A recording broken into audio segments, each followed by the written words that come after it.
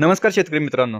मागच्या 3 व्हिडिओमध्ये आपण शेतकऱ्यांना असणाऱ्या समस्या आणि शंका जाणून घेण्याचा प्रयत्न केला आहे. आता ह्या व्हिडिओमध्ये नेमक्या समस्या काय आल्या त्या जाणून घेऊया. कधी छाटणी आहे?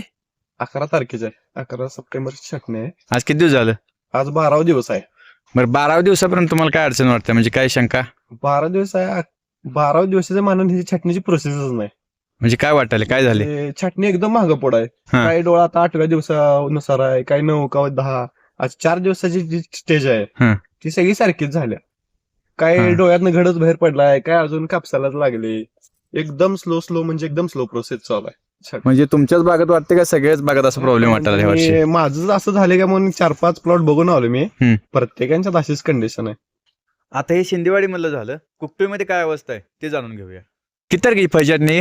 नमस्कार. हा प्लॉट माझा सुपरचा हा. आहे. 9 सप्टेंबरची छाटणी आहे.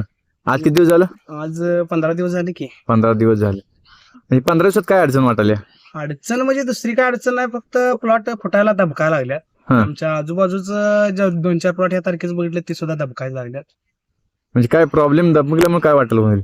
काय वांज 20व्या दिवसापर्यंत जायला असं वाटायला लागले. जी 16-17ला यायला पाहिजे होती ती 20 दिवसापर्यंत जायला असं वाटायला लागले. सगळीकडे प्रॉब्लेम आहे. सगळीकडे. बर. या शेतकऱ्यांच्या बोलण्यावरून असं लक्षात येते की सध्या जे छाटलेले प्लॉट आहेत त्यांची फुटणी क्रिया लेट आहे आणि आता 23 तारखेपासून 10 ऑक्टोबरपर्यंत 90% छाटणी होतील असं मला वाटते. त्यामुळे शेतकऱ्यांनी या दृष्टीने योग्य नियोजन करणं गरजेचं आहे. धन्यवाद.